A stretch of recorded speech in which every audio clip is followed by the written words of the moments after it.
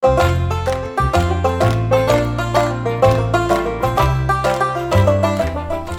everyone, it's harvest time in Britain at the moment and the country lanes are full of combine harvesters and tractors, which is nice.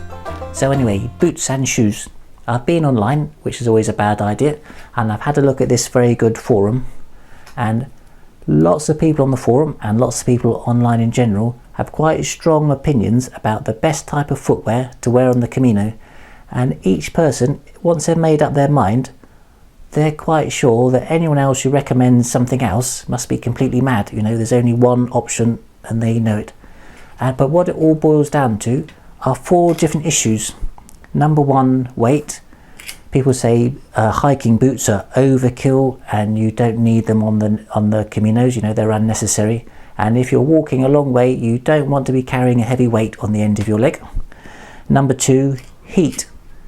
In the summer it can get quite hot and there are concerns that it'll be so hot your feet will boil or you'll get heat rash and all these sorts of problems. And if your feet sweat too much, your socks will be damp, and wet socks can lead to getting blisters, which I think is true. Number 3, waterproof.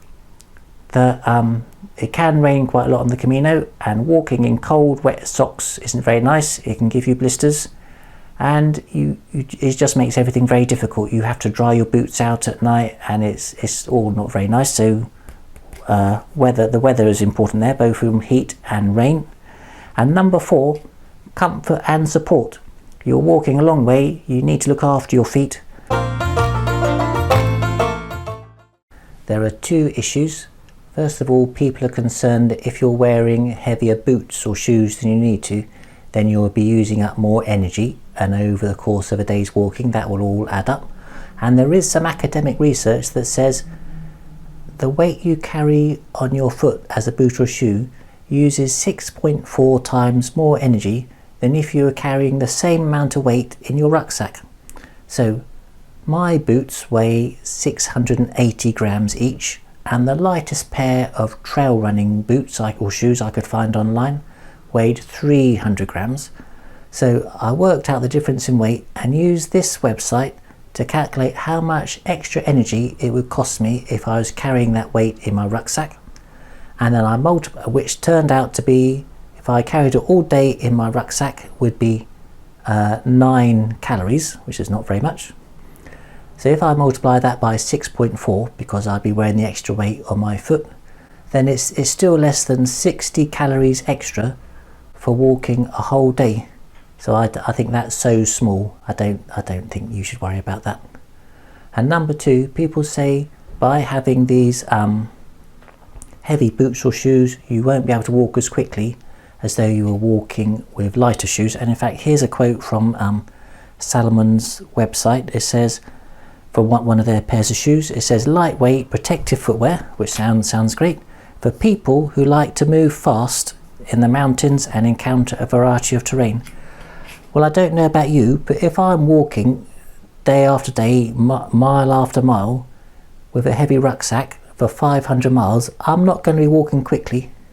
And in fact, in videos number 2 and 3 of this series, I looked at how fast people tend to walk and what happens if you try to walk too fast. So I'm fairly sure that I'm going to walk 3 miles an hour on level ground, and I think everyone else is going to walk 3 miles an hour. So I do not think the weight of the boots or shoes will make any difference to speed. Although I can see if you are running and you are forcing your legs forward and your feet forward, then I can see weight would make a difference. But when you're walking, it's quite an efficient process and your leg just swings forward and it stays fairly close to the ground. So I don't think weight is something that people need to worry about. Comfort and support. I think the best way for me to explain what I mean by this is by reading out the description for the pair of boots I'm going to wear. Great shock absorption and comfort that comes from the EVA midsole in conjunction with a TPU plantar plate to keep your feet secure, stable and protected. Well, I do not know what any of these words mean, but it sounds great. You know, great shock absorption and secure, stable and protected. These are all words I'd like to see if I'm going to walk hours every day. Here's another description for another pair of boots. phenomenal comfort, support and cushioning.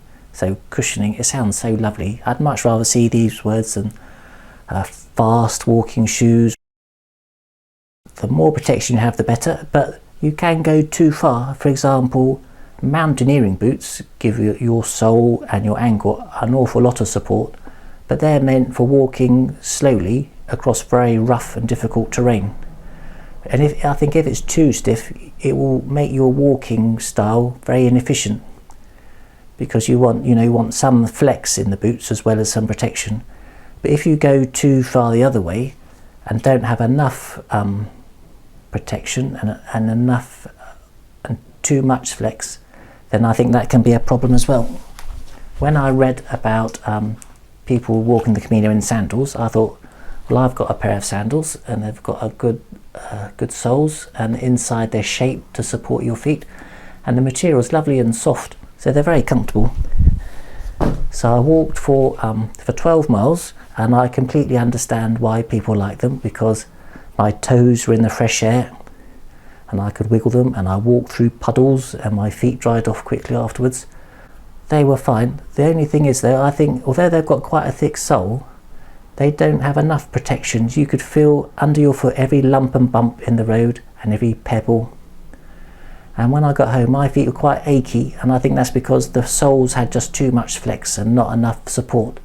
So you need to find a happy medium between very stiff boots which you can't walk in efficiently, and sandals or shoes that are too soft. And the way you do this is just by looking out for the word hiking boots or hiking shoes. The manufacturers know how stiff or how flexible to make the boots and shoes, and you just have to trust them. People are concerned that it can be very hot in the summer or very wet when it rains. Here's the weather for 3 towns along the route, and it's really only July and August where heat might be a problem, and even then only for 1 or 2 hours in the afternoon, so it might not be as bad as people think.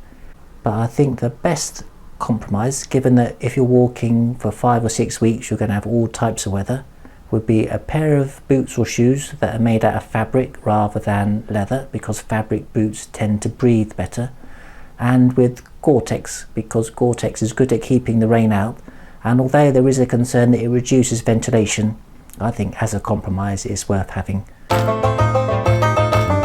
But what would happen if you were unlucky and there was a heat wave? For example, the average temperature in July for Burgos is about 27 degrees centigrade, but its record maximum is 38 degrees centigrade. So I can see that would be quite hot to walk in, and you've got your boots or shoes which are a compromise. So there are though 3 things you could do. Number 1, set off early in the morning, first light, so you make the most of the cool weather. Number 2, the problems people have with their feet in the heat come from too much moisture. So for example, heat rash is where the pores of the foot have become blocked with sweat and grime. And so if you were to take your boots or shoes off and clean your feet and then change your socks, have a fresh pair of socks, you'd get rid of the moisture and you'd probably be okay. And number 3, most people take with them a second pair of flip-flops or sandals that they can wear in the evening, so they don't have to wear their boots. So if you've got some good sandals that you could walk in for 12 miles, then in the very hottest 1 or 2 hours of the day when you're walking, you could wear your sandals for that long and you wouldn't have trouble with your boots being too hot. So we're nearly at the end. There's just 3 more pieces of information I found on my investigation. Number 1, a surprising number of people buy new shoes and boots along the Camino, so it's probably worthwhile making sure you know your European shoe size. Number 2, when you buy a pair of new boots, people recommend getting 1 size larger than normal, because people's feet tend to swell if they're walking a long way every day. And number 3, it's probably worth taking a pair of spare laces just in case. So the final question, boots or shoes? Well, I prefer boots because number 1, I think they're better at keeping water out, whether it's from puddles or from rain, than shoes. Number 2, you do get some very limited support for your ankles. And number 3, you can tie boot laces in a way so that it still leaves your toes not too compressed, which I think is useful. So, but that's just my opinion. So we're finally at the end of the video. My investigation makes me think the best things to wear on your feet when walking the Camino are fabric boots with Gore-Tex waterproofing. I hope that's been useful. If you have any comments, please let me know. But apart from that, I think that's everything. So thanks very much and goodbye.